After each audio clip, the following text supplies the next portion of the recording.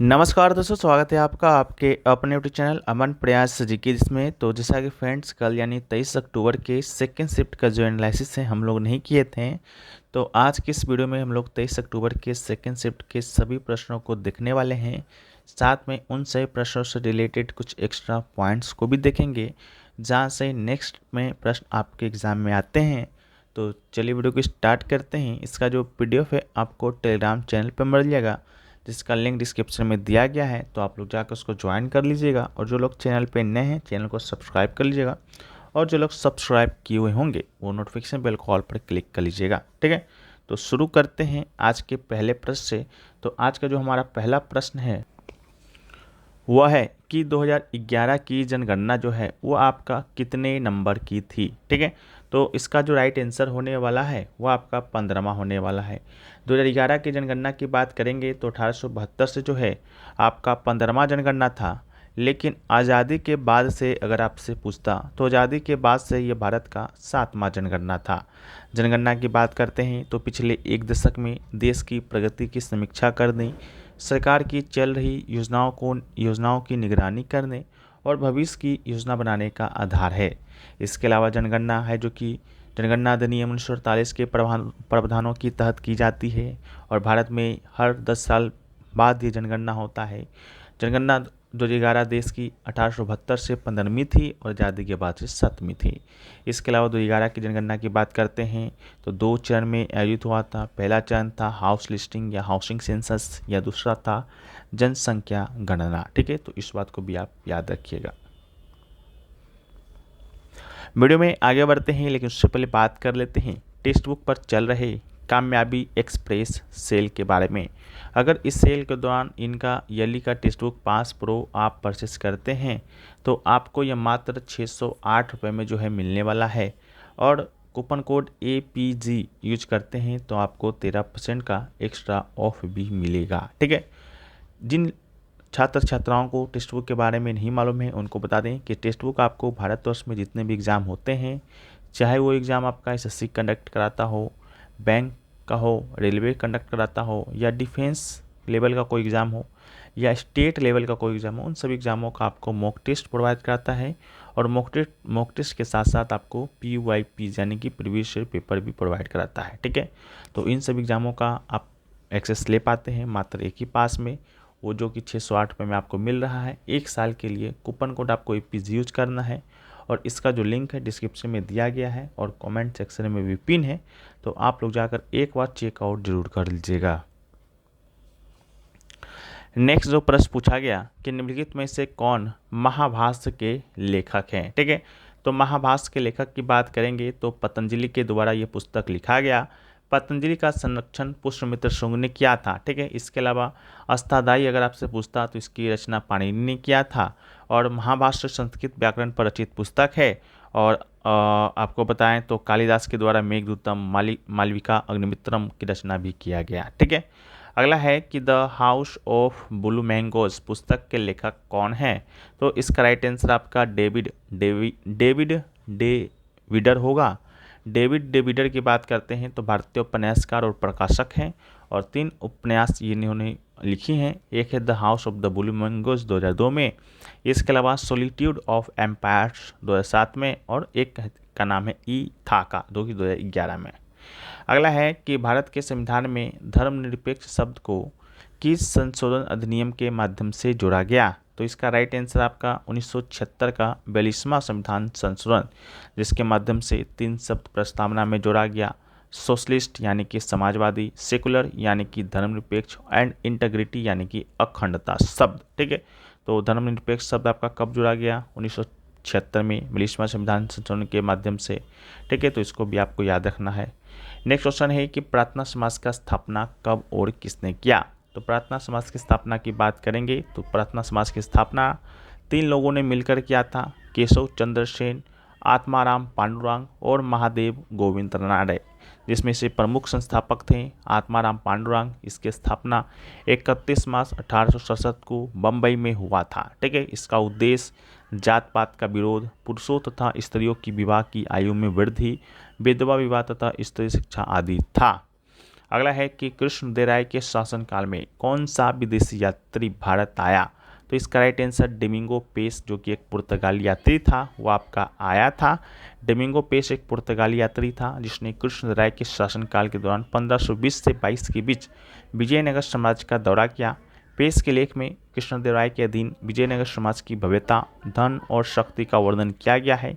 उन्होंने साम्राज्य के विशाल भूभाग, कुशल प्रशासन, समृद्ध व्यापार और दुर्जय सैन्य शक्ति पर आश्चर्य व्यक्त किया। अगला है कि ग्लाइसेमिक इंडेक्स अगर आपका 100 से 70 या 70 से 100 है, उसके बीच है तो क्या बोला जाता है? तो उसको उच्च ग्लाइसेमिक इंडेक्स बोला जाता है। ठीक है, तो ग्लाइसेमिक इंडेक्स जो है कार्बोहाइड्रेट युक्त खाद्य पदार्थ को इस आधार रैंक पर एक तरीका है वो कितनी धीमी गति से या जल्दी पचता है और समय की अवधि पर रक्त शर्करा के स्तर को बढ़ाता है। तो 100 से 70 के बीच है तो उसे हमें लोग उच्च ग्लाइसेमिक इंडेक्स कहते हैं, चूँकि यह खाद्य पदार्थ शुगर लेवल को बढ़ाता है, इसलिए इन्हें मधुमेह के रोगियों के लिए अच्छा नहीं माना जाता। मध्य ग्लाइसेमिक इंडेक्स की बात करेंगे तो 69 से लेकर 56 के बीच होता है और कम ग्लाइसेमिक इंडेक्स जब आपका 55 से लेकर 0 के बीच होता है, GI, तो होता है। ठीक है, तो याद रखना है। अगला है तुंगभद्रा नदी जो है वो किसकी सहायक है? तो इसका राइट आंसर कृष्णा नदी होगा। जो ऐतिहासिक शहर था हम्पी, वो भी आपका तुंगभद्रा नदी के तट पर ही स्थित है। ठीक है, तो तुंगभद्रा बांध कर्नाटक में हिस्सापेटे शहर के पास कृष्णा नदी की एक सहायक नदी तुंगभद्रा नदी पर बनाया गया है। बहुउद्देशीय परियोजना माना जाता है और तुंगभद्रा नदी भारत की एक नदी है जो अधिकांश पाठ्यक्रम के दौरान कर्नाटक राज्य से शुरू होती है और बहती है। यह तेलंगाना आंध्र प्रदेश की सीमा के साथ बहती है। अंततः तेलंगाना के जोगुलंबा गढ़वाल जिले के गुंडीमल्ला गांव के पास कृष्णा नदी में मिलती है। ठीक है, तो इसको भी आपको याद रखना है।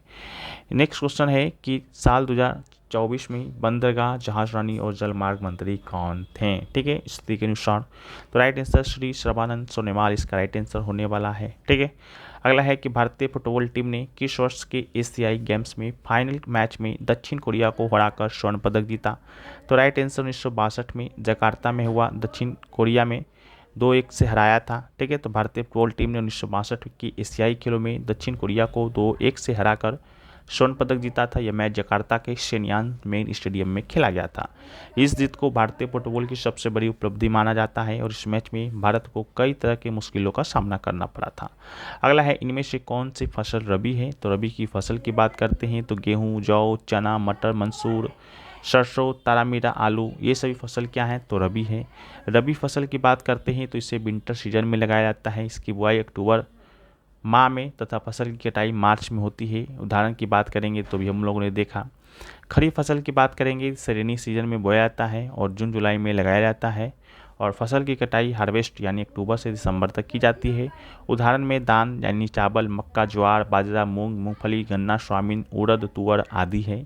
इसके अलावा बात करते हैं जायद फसल का। तो जायद फसल जो है रबी व खरीफ फसल के बीच अर्थात गर्मी के मौसम में बोया जाता है। उदाहरण के तौर पर तरबूज, ककड़ी, खीरा, सब्जी आदि है। ठीक है, अगला है निम्नलिखित में से किसने 1963 में मद्रास, जो कि अब चेन्नई हो गया है, कुचिपुड़ी कला अकादमी की स्थापना की? तो राइट आंसर वेम्पति चिन्ना सत्यम होगा। इनको पद्म भूषण पुरस्कार भी 1998 में दिया गया। ठीक है, तो इन्होंने ही स्थापना किया था। अगला है राज्यपाल को पद ग्रहण के समय किसके द्वारा शपथ दिलाई जाती है? तो राइट आंसर आपका उच्च न्यायालय के मुख्य न्यायाधीश के द्वारा, जिस राज्य के राज्यपाल वो बनेंगे संविधान के 159 के मुताबिक। ठीक है, तो इसको भी याद रखिएगा। अगला है कि अरस्तु ने जीवों को उनके डैश के आधार पर वर्गीकृत किया? तो राइट आंसर निवास स्थान होगा। अरस्तु ने जीवों को उनके निवास स्थान के आधार पर 3 श्रेणी में विभाजित किया। 3 श्रेणी स्थलीय, जलीय और हवाई जीव था। स्थलीय, जलीय और हवाई जीव क्रमशः भूमि, जल और वायु पर रहते थे। अगला है अल्लारिपू भारत के निम्नलिखित में से किस शास्त्रीय नृत्य का एक रूप है? तो राइट आंसर भरतनाट्यम होगा। अल्लारिपू भारत के शास्त्रीय भरतनाट्यम का रूप है। यह भरतनाट्यम प्रदर्शनों का सबसे छोटा और सरलतम हिस्सा होता है। अल्लारिपू को भारत के नर्तक सबसे पहले सीखते हैं और प्रस्तुत करते हैं। अगला है 2023 में कौन जर्मन के चांसलर भारत आए थे? तो राइट आंसर ओलाफ एस्क्लोज होगा। 2023 में जर्मन के चांसलर ओलाफ एस्क्लोज भारत आए। उन्होंने फरवरी 2023 में द्विपक्षीय राजकीय यात्रा, सितंबर 2023 में G20 नेताओं के शिखर सम्मेलन में भी भाग लिया। अगला है 1905 में रक्षाबंधन शब्द का इस्तेमाल किया गया था और उस समय कौन सा विभाजन हो रहा था? तो साल 1905 में बंगाल के विभाजन के खिलाफ रवीन्द्रनाथ टैगोर ने रक्षाबंधन को एकता और प्रतिरोध का प्रतीक है जो कि बताया था। बंगाल का विभाजन की घोषणा 1905 में 19 जुलाई को लॉर्ड कर्जन के द्वारा और 16 अक्टूबर 1905 से ये प्रभावी हुआ था। इसी दौरान रक्षाबंधन का समारोह 16 अक्टूबर 1905 को मनाया गया। पूरे बंगाल को राष्ट्रीय शोक का दिन घोषित किया गया। तो ठीक है, इसको भी याद रखिएगा। बंगाल विभाजन के समय कांग्रेस के अध्यक्ष गोपाल कृष्ण गोखले थे। ठीक है, इसके अलावा 1911 में लॉर्ड हार्डिंग द्वितीय के द्वारा बंगाल विभाजन को निरस्त कर दिया गया। अगला जो है वो पूछा गया दीवाने आम कहाँ स्थित है? तो दीवाने आम की बात करेंगे तो दीवाने आम और दीवाने खास ये दोनों जो है शाहजहाँ के द्वारा बनाया गया था। आगरा किले में ये स्थित है। ठीक है, तो इसको भी याद रखिएगा। साथ में दिल्ली के लाल किले में भी स्थित है। आपसे प्रश्न क्या बना था वो आप पर निर्भर करता है। अगला है डाल्टन एटॉमिक थ्योरी पर कथन पर आधारित आपसे प्रश्न पूछा गया।